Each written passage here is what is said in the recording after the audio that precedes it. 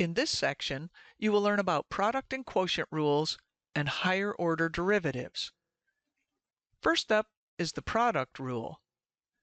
When we are finding the derivative with respect to x of f of x times g of x, so this is the product that we're talking about, you can't just take the derivative of each function and then multiply that together. It doesn't work. What you have to do is take f prime of x times g of x and add that to f of x times g prime of x. In shorthand notation, we say that equals f prime g plus fg prime. Now let me help you understand why we need the product rule. Suppose we had h of x equals x to the fifth and we wanted to find the derivative. Using the power rule, we know that h prime is 5x to the fourth. Now let's write h of x as a product. So h of x could equal x cubed times x squared, because that's the same thing as x to the fifth. Now suppose the derivative is done incorrectly by multiplying derivatives. So the derivative of x cubed is 3x squared, and if we multiply that times the derivative of x squared, which is 2x, we get 6x to the third, which definitely does not equal the derivative, which we already know is 5x to the fourth. So taking the derivative of each of the factors and multiplying it together, as we did here, simply does not work. Now, if it's done correctly using the product rule of f prime g plus fg prime, then we would take the derivative of x cubed, which is 3x squared, times g, which is x squared, plus f, which is x cubed, times g prime, and the derivative of x squared is 2x. Now simplifying this expression, we get 5x to the fourth, which is exactly the derivative. So why do we use the product rule? Because it works. In this example, we have to evaluate the derivative with respect to x of the product x squared times sine of x. So x squared will be f, and sine of x will be g, and then what we are going to have to do is f prime g plus f g prime. And I suggest that you write the rule out and then underneath it put each piece. It helps you keep track of things better. So this is going to equal f prime, which would be 2x, times g, which is sine of x, plus f, which is x squared, times g prime, and of course the derivative of sine x is cosine x, and we can factor out an x from each of the terms, and we would have left 2 sine of x plus x cosine x. And this is the derivative in factored form.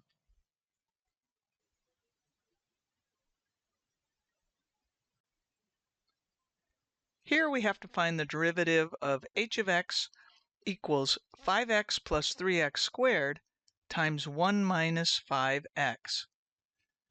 So because we have a product, we need to use the product rule, and we will let this be f and this be g. And then, of course, we will need to do f prime g plus f g prime.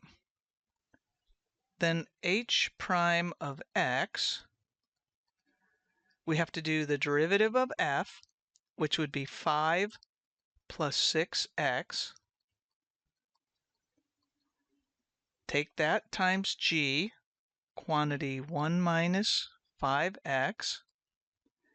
Then we have to add f, which is 5x plus 3x squared, times g prime. The derivative of 1 is 0, and the derivative of negative 5x is negative 5. So now let's simplify. We have to FOIL these two binomials. So first times first is going to be 5. Outer times outer would be negative 25x. Inner times inner is plus 6x.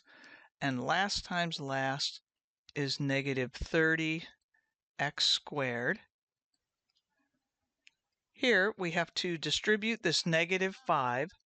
So negative 5 times 5x is negative 25x. So we subtract 25x.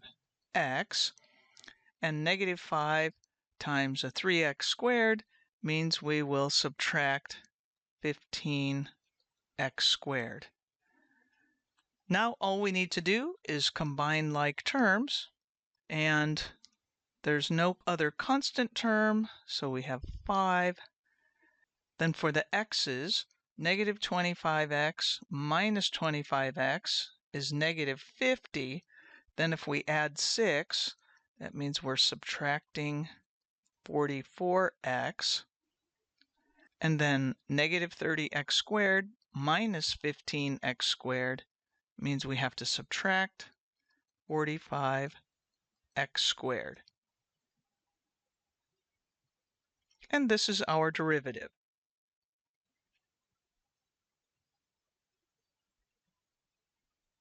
Here we have to find the derivative of y equals radical x times the quantity 3 plus 2x. So first, let's rewrite y into x to the 1/2 times the quantity 3 plus 2x. We can see that we have a product, so we'll let x to the 1/2 be f and 3 plus 2x be g. Then when we find y prime, we know that we have to use f prime g plus f g prime. So first we have to do f prime, and the derivative of x to the 1/2 is going to be 1/2 x to the negative 1/2. Because in the exponent, when we subtract 1 from 1/2, it becomes negative 1/2. Then we take that times g, which is 3 plus 2x. Bring down this plus sign. Then we need f, which is x to the 1/2. And we have to take that times g prime, which is going to be 2. Simplifying. Now we see that we have a coefficient of 1/2 here. So the recommendation is to get the coefficient common denominator first. So that means we're going to have a 2 in the denominator. And then here, for this first term, we will have this x to the negative 1/2 times 3 plus 2x. And then we will have to add. Now be careful with this term, because remember now it's over 2. So we have to write this as 4x to the 1/2. Because 4x to the 1/2 over 2 is 2x to the 1/2. Continuing to simplify, we can factor out an x to the negative 1/2 from both of these terms. And if we do that,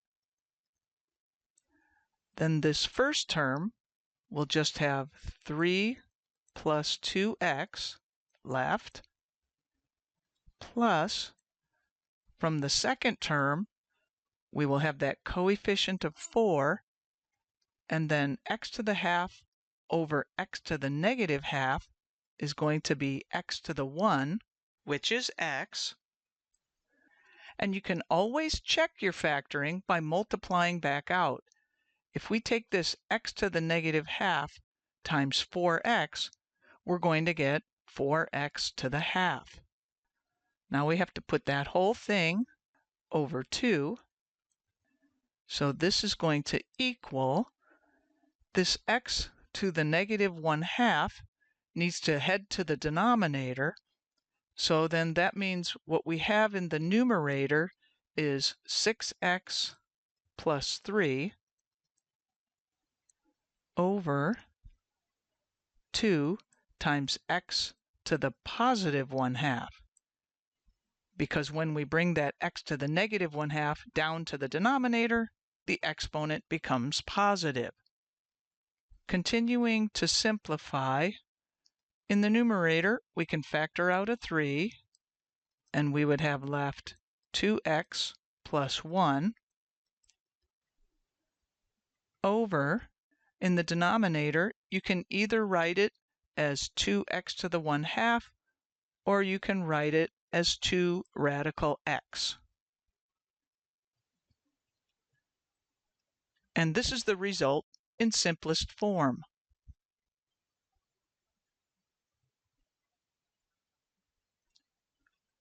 Next up, we have the quotient rule, which says that the derivative with respect to x of the quotient of f of x over g of x is going to be f prime of x times g of x minus f of x times g prime of x, that whole numerator, over g of x squared. In shorthand, we say f prime g minus fg prime over g squared. In this example, evaluate derivative with respect to x of the quantity x squared plus 3 over the quantity x cubed minus 4. So this numerator we will call f, and the denominator is g. And then we know that we have to do f prime g minus fg prime over g squared. So when we do that, f prime is going to be 2x times g, which is x cubed minus 4. Then we have to subtract f, which is quantity x squared plus 3. Be careful to put parentheses around that whole thing, times g prime, which will be 3x squared. That whole thing is over g squared, so that's going to be quantity x cubed minus 4 squared. So let's simplify now. In the numerator, we need to distribute this 2x, so we will get 2x to the 4th minus 8x from that first term. Then for the second term, be careful, we have this minus sign out front. So think of this as a negative 3x squared that we're distributing. So the first term would be minus 3x to the 4th, and the second term is going to be minus 9x squared. And that whole thing is going to be over the quantity x cubed minus 4 squared. We don't want to multiply that out. We want to leave it factored. Let's simplify. We have 2x to the fourth minus 3x to the fourth. So that's a negative x to the fourth. Then we have minus 9x squared. And finally, minus 8x. And that's over that same denominator, x cubed minus 4, that quantity, squared. Now, in the numerator, we can factor out an x, and since the leading coefficient is negative, I'm going to go ahead and factor out a negative x. Then we would have left x cubed from the first term plus 9x from this second term, and then from the third term, we would have plus 8. And that whole thing is over the same denominator, x cubed minus 4 squared. Now, if this polynomial were factorable, we would need to factor that. But since it's not, our result is in simplest form.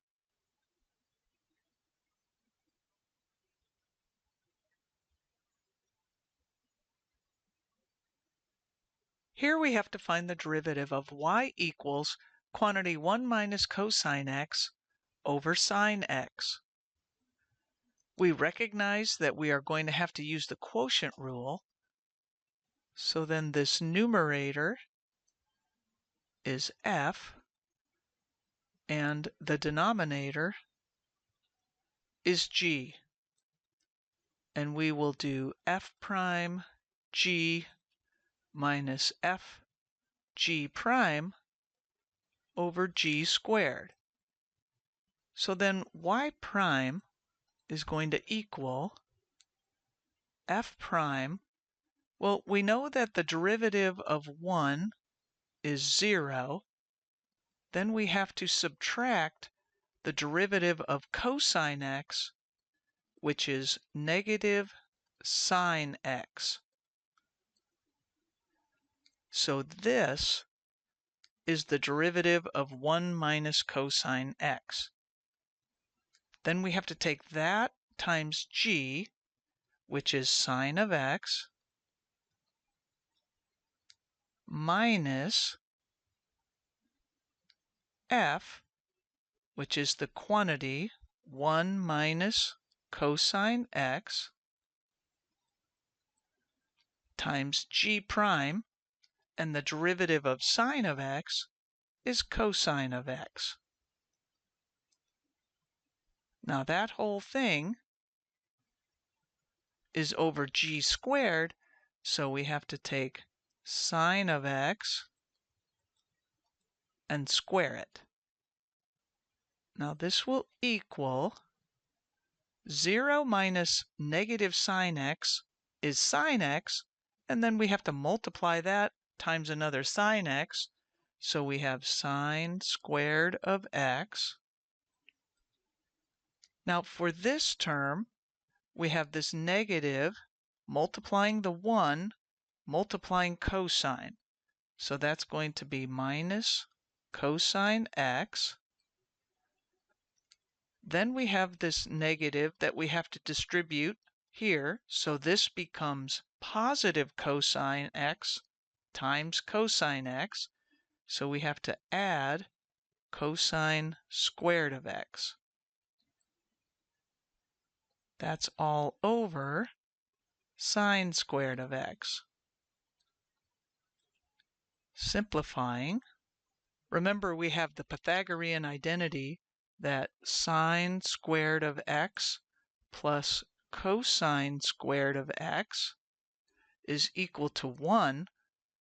So these two together are 1. and the numerator becomes 1 minus cosine x over, now in the denominator, we have sine squared of x.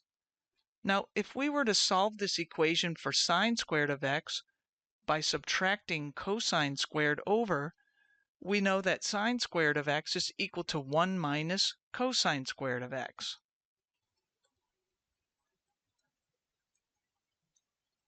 The reason I knew to do that substitution was because once I get this expression, I'm going to be able to factor it, and I'm looking for something to cancel.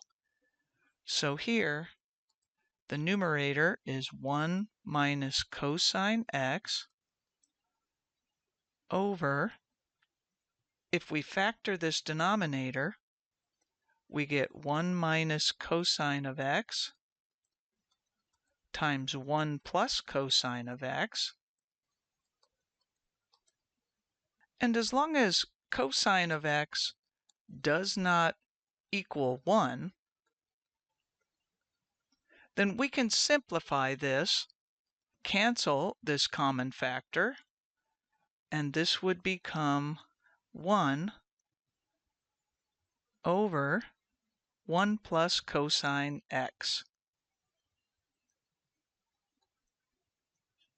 And this would be our result in simplest form.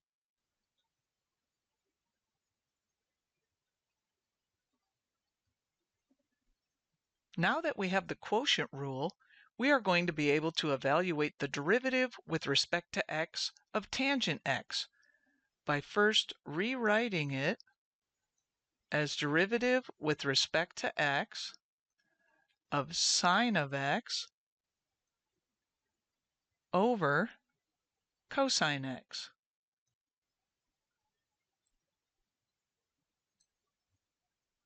Now we can let sine of x be f, and we can let cosine of x be g, and then we can apply f prime g minus f g prime over g squared. And then this is going to equal f prime will be the derivative of sine of x, which is cosine of x. We have to take that times g, which is cosine x. Then we have to subtract f, which is sine of x.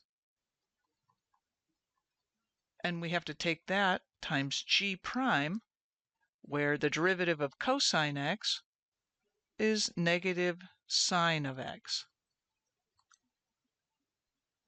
Now we put that whole numerator over g squared, which is going to be cosine x squared. Simplifying, we have cosine squared of x. This is going to become plus sine squared of x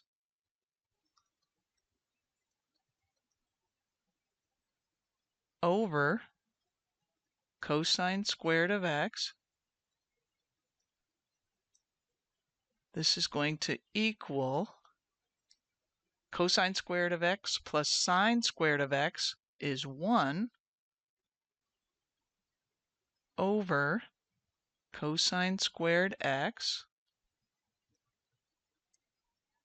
And that's going to simplify because 1 over cosine squared of x is equal to secant squared of x. So we just discovered that the derivative with respect to x of tangent of x is secant squared x. So now, in this way, we can find the derivatives of all the trig functions.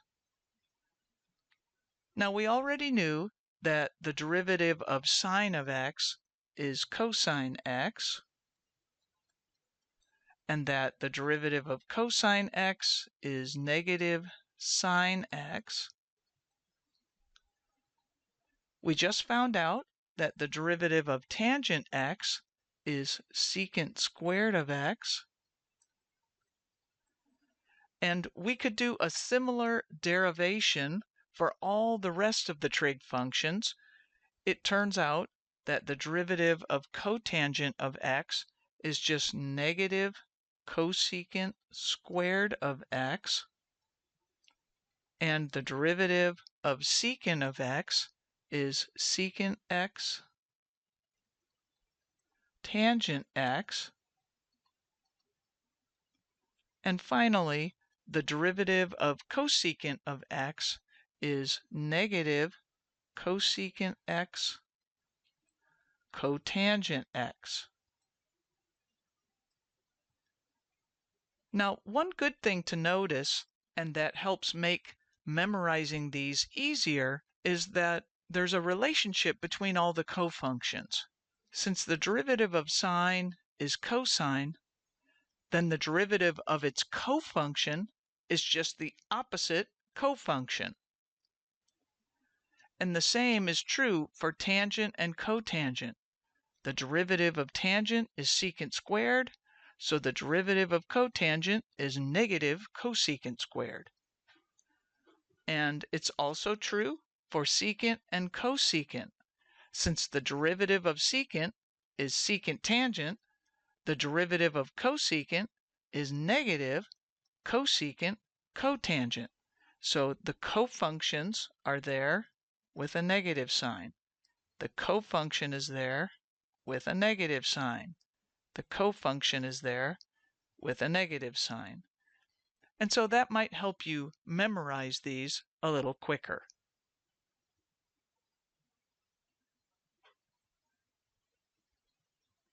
In this example, we have to evaluate the derivative with respect to x of 5x squared cotangent x. So we have a product going on here, so we will have to use the product rule. 5x squared can be f, and cotangent of x can be g. And then we know that we will need to use f prime g plus f g prime in order to find the derivative. So f prime will be 10x, and we have to take that times g, which is cotangent x. Bring down this plus sign. Then we have to do f, which is 5x squared times g prime, and we just learned that the derivative of cotangent x is negative cosecant squared x.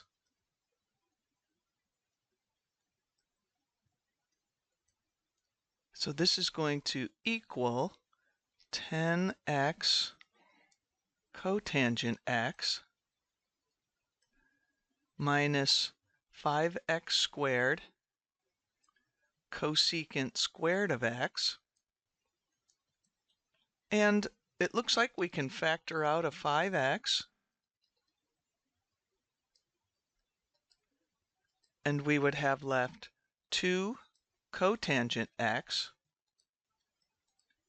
minus x cosecant squared x.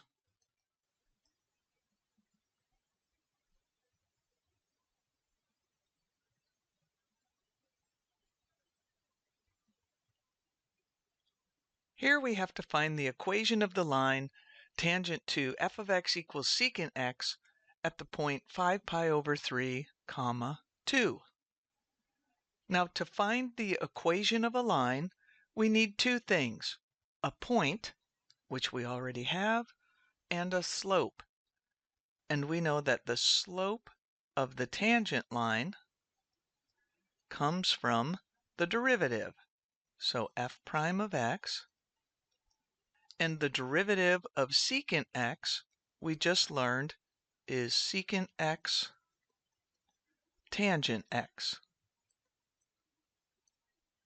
Now we need the slope of the tangent at a specific point. So we want to find the slope of the tangent evaluated at the point 5 pi over 3, comma 2.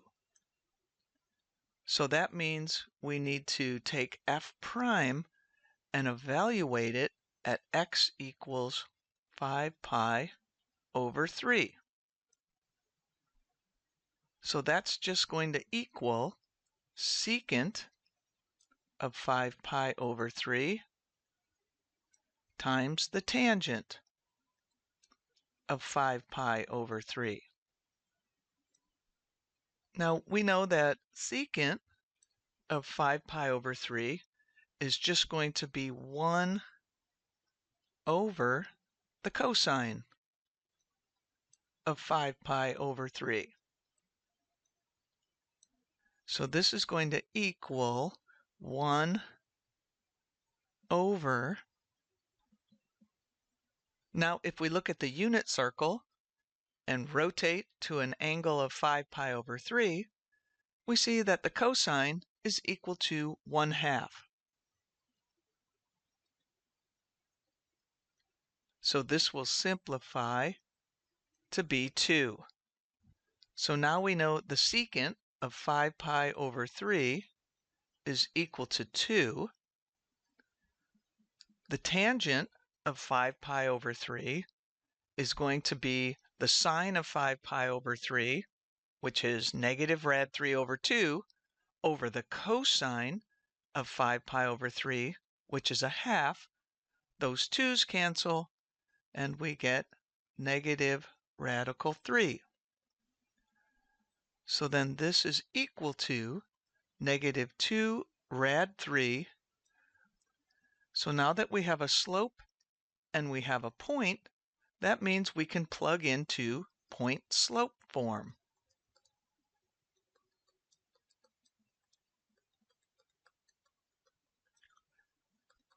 Which is y minus y1 is equal to m times x minus x1. So we get y minus the y value of the point, which is 2, is equal to our slope, which we just said is negative 2 radical 3 times the quantity x minus the x value of the point, which is 5 pi over 3. We always put our answers into slope-intercept form, so let's simplify this. We've got y minus 2 is equal to negative 2 rad 3 times x plus, when we distribute here, we are going to get 10 pi radical 3 over 3. We have to add 2 to both sides. And to add 2 here, I want to think of it as 6 over 3. So when we simplify, we are going to have y equals negative 2 radical 3 times x plus 10 pi radical 3 plus 6 over 3. Now there's an equation you run into every day, and this is the equation of the tangent line.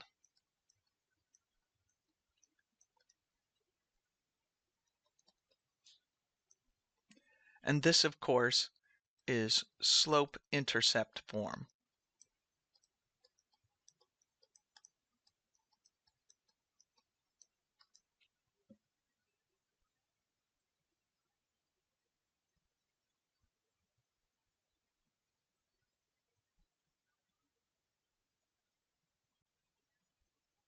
Next, you will learn about higher order derivatives.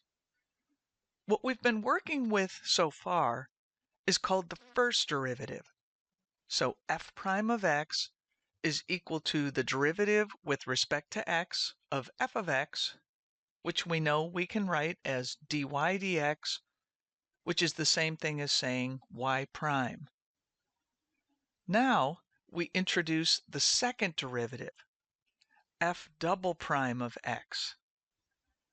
And that's just the derivative with respect to x of the first derivative. So then that means we are doing the derivative with respect to x of the derivative with respect to x of f of x.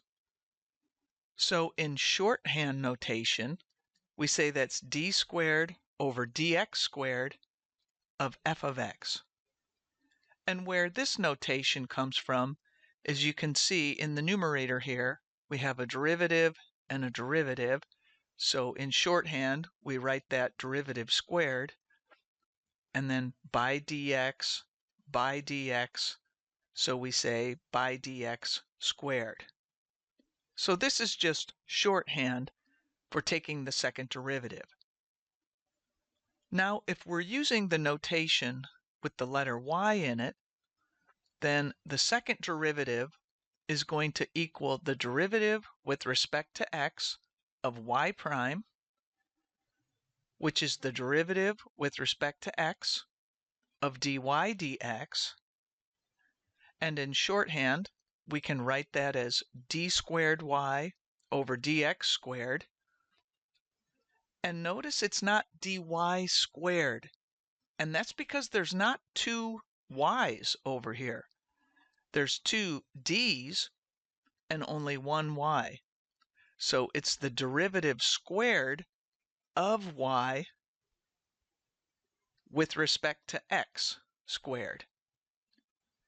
And in shorthand, we can write that y double prime. Then in similar fashion, we can do the third derivative, f triple prime, and that's going to be the derivative with respect to x of the second derivative.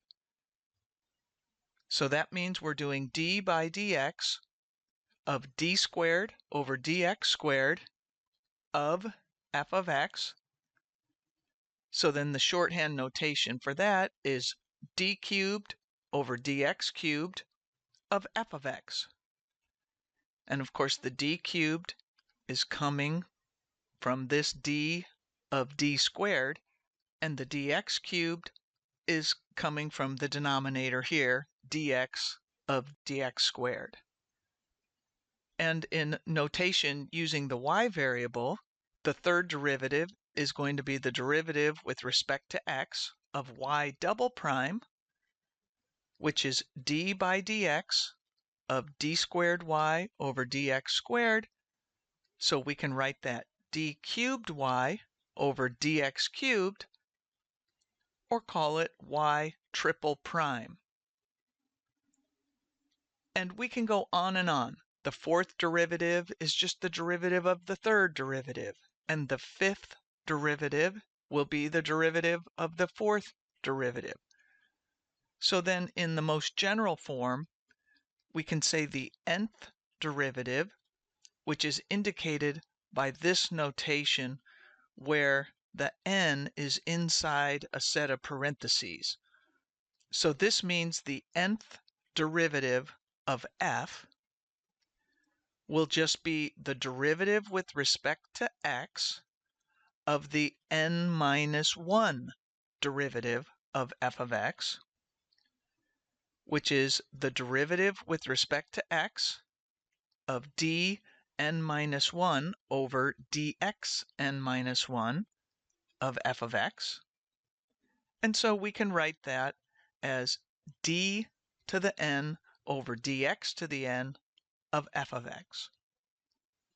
And in terms of the y variable, the nth derivative is going to be the derivative with respect to x of the n minus 1 derivative. And notice again, we put the derivative in parentheses up in the exponent location. That means we're going to do d over dx of dn minus 1 of y with respect to dx n minus 1. We can write that as d to the n y over dx to the n, which is equal to the nth derivative of y, where the n is in parentheses indicating the derivative.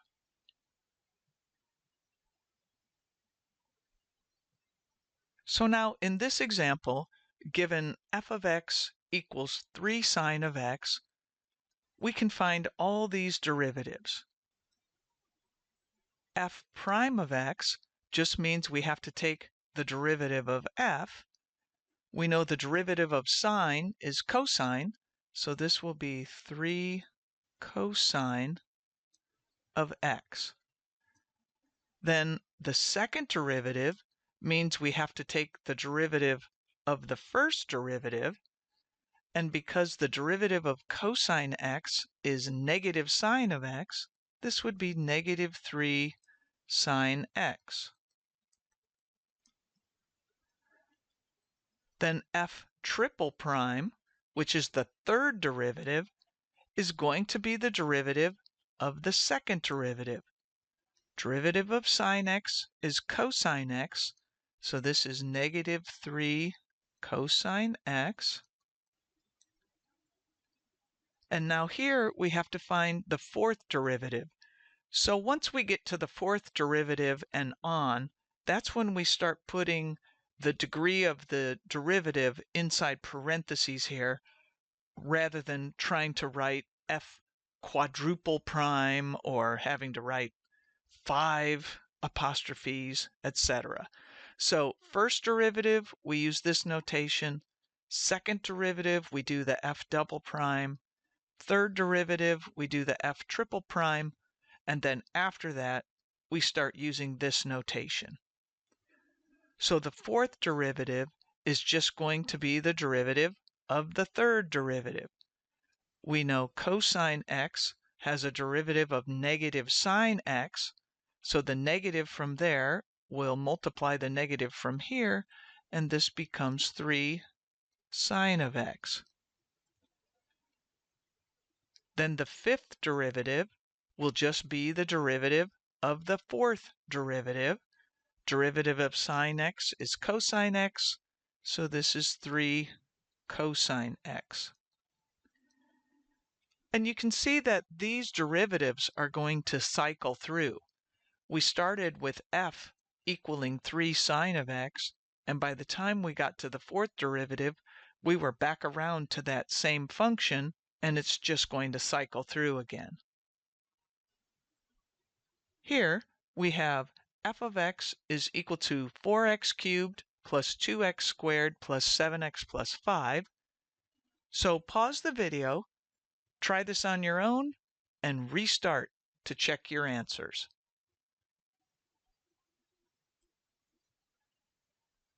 F prime is just the derivative of f, so that's going to be 12x squared plus 4x plus 7.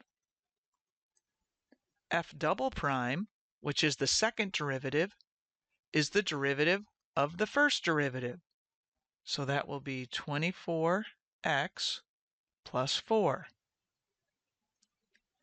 F triple prime, which is the third derivative, means we have to differentiate the second derivative. So that will be 24.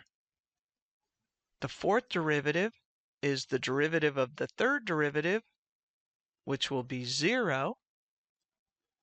The fifth derivative is the derivative of the fourth derivative, and when we differentiate 0, we get 0, and so from there on out, all the derivatives will be 0.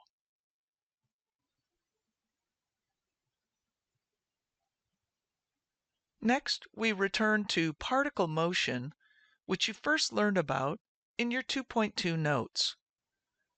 We have the position function, s of t, the velocity function v of t, which is s prime of t, meaning it's the derivative of the position function.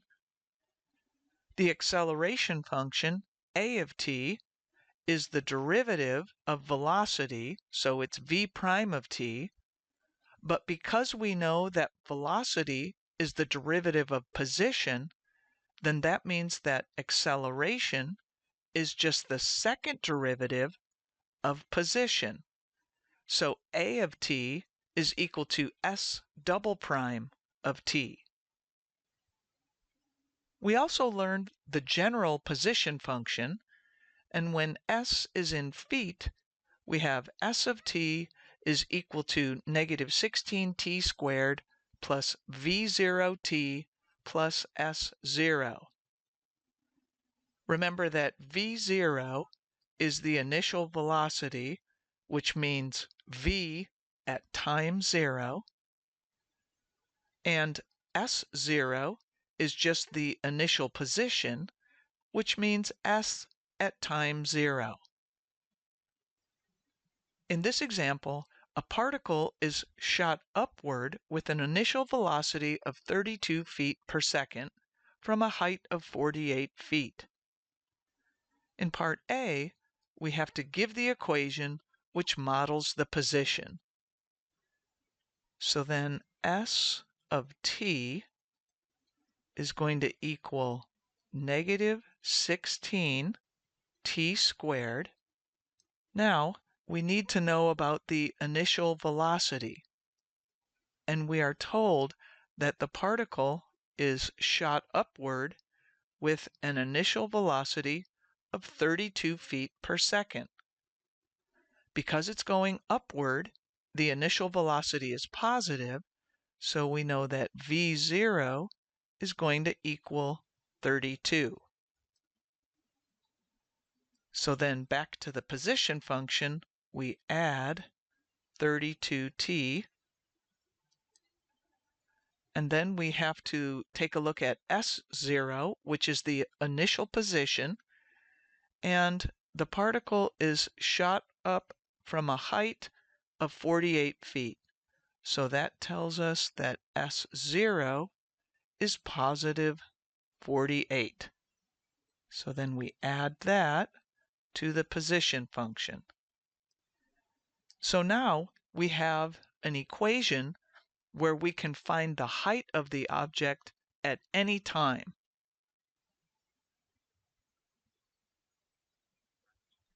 In part B, we have to find the maximum height that the object reaches.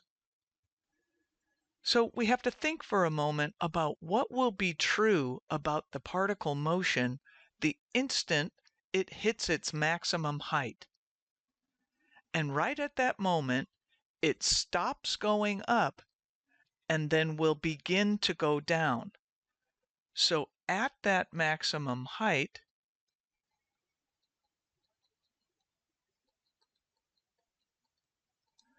the velocity will actually be 0 because the particle stops going up and then will start to go down. So that means we need the velocity equation. We know that v of t is just going to be s prime of t. So that's going to be negative 32t plus 32. And of course, the derivative of this constant is 0. So then we have to solve this equation equals 0. So negative 32t plus 32 has to equal 0. Subtracting 32 from both sides, we have negative 32t equals negative 32, which means t is equal to 1. So that means the object reaches its maximum height at t equals 1.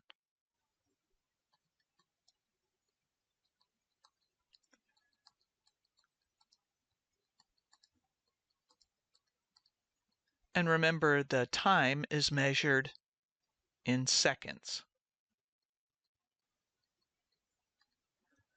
So now we know when it happens. So then that means to find the maximum height, what we have to do is plug t equals 1 into the position function. So then that means the maximum height is going to equal s of 1, which is going to equal negative 16 times 1 squared plus 32 times 1 plus 48. And when we add those up, we get 64. So then that tells us that the max height is 64 feet.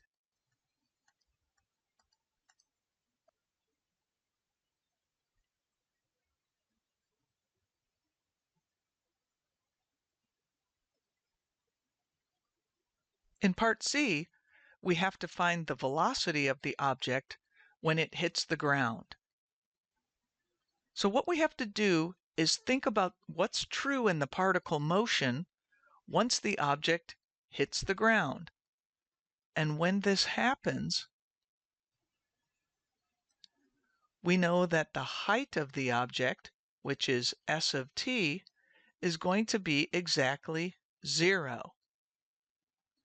Certainly its velocity is not going to be 0. It's going to hit the ground with some kind of velocity. Afterwards, then it will have stopped. But as it hits the ground, it has velocity. But what's true is that the position of the object will be 0. So then we have to solve negative 16 t squared plus 32t plus 48 is equal to 0. Now, something to notice right away to make your factoring easier is that all of the coefficients are divisible by 16. And because the leading coefficient is negative, I'm going to divide by negative 16 on both sides. So we divide by negative 16 on the left side, which means we have to divide by negative 16 on the right side. So now, when we simplify, we get t squared minus 2t minus 3. And the right-hand side is 0. Now this is much easier to factor. And in fact, it's going to be t minus 3 times t plus 1. Set that equal to 0. Don't forget the equals 0 here.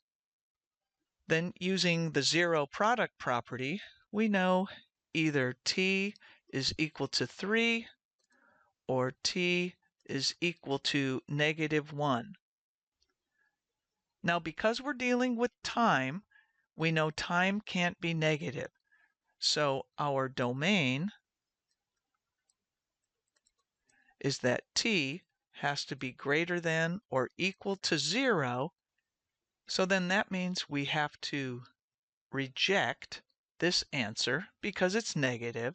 So now we know the object hits the ground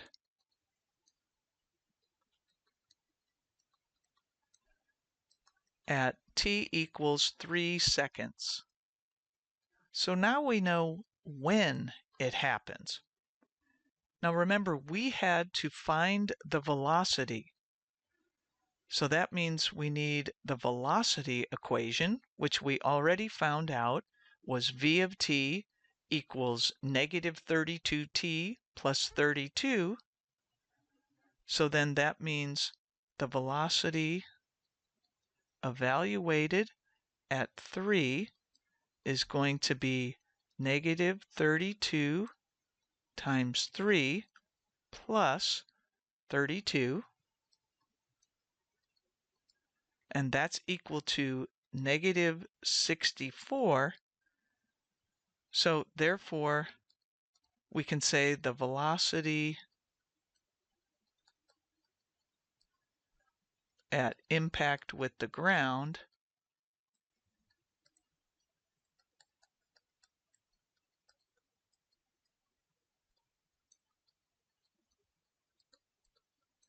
is negative 64, and the units would be the units of s, which are feet, divided by the units of time, which are seconds. And it's negative because the object is moving downwards.